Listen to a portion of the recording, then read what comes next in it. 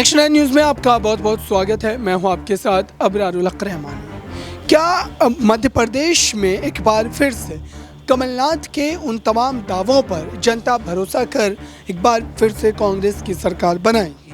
दरअसल इस समय ज्योतिरादित्य सिंधिया के कांग्रेस से बगावत किए जाने के बाद से ही ये कहा जा रहा है कि कांग्रेस पार्टी को वोटों के तौर पर नुकसान हो सकता है।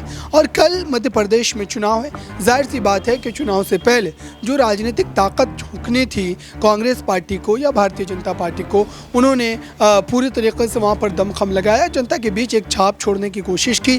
खुद प्रधानमंत्री नरेंद्र मोदी और केंद्र के कई बड़े चेहरे, यहाँ पर दूसरी तरफ बात की जाए राहुल गांधी, प्रियंका गांधी, मल्लिकार्जुन खड़गे, ये तमाम बड़े चेहरों की एक लंबी फहरिस्त है जो वहाँ पर चुनावी रैलियों में अपना जो है कहीं ना कहीं बिगुल फूंकते नजर आए। लेकिन उसके बाद भी जो स्थानीय चेहरे हैं, ख़ासतौर से अगर शिवराज सिंह चौहान की बात करें, कमलनाथ की बात करें या फिर ज्योतिरादित्य सिंधिया के दिग्विजय सिंह की बात करें, ये तमाम ऐसे चेहरे हैं जिनकी वजह से ही किसी भी राष्ट्रीय पार्टी को यहाँ पर वोट मिलता नजर आएगा, यानी कि भाजपा की बात करें या कांग्रेस की बात करें।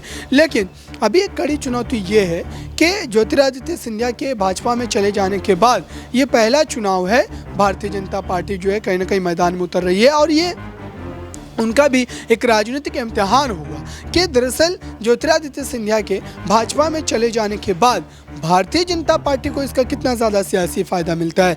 बीजेपी इस बार के चुनाव में ख़ास तौर से ज्योतिरादित्य सिंधिया का जो गढ़ है वहाँ से कितने सीटों पर अपने कब्जे को जो है वो जमा पाती है। और अगर ऐसा होता है तो फिर से एक बार ज्योतिरादित्य सिंधिया का जो राजनीतिक कद है वो मध्य प्रदेश में जो है वो बढ़ता हुआ नजर आ सकता है। और जिसको लेकर के साफ तौर पर ये कहा जा सकता है कि कांग्रेस पार्टी भी कमर कस चुकी है और लगातार इस बात को लेकर के कमलनाथ ने भी कई बार दावे किए कि ज्योतिरादित्य सिंधिया के बगैर भी कांग्रेस इस चुनाव को जीतती हुई नजर आ सकती है। फिलहाल इस खास रिपोर्ट में इतना ही। जुड़े रहें बड़ी खबरों के लिए नेक्स्ट 9 न्यूज़ के साथ।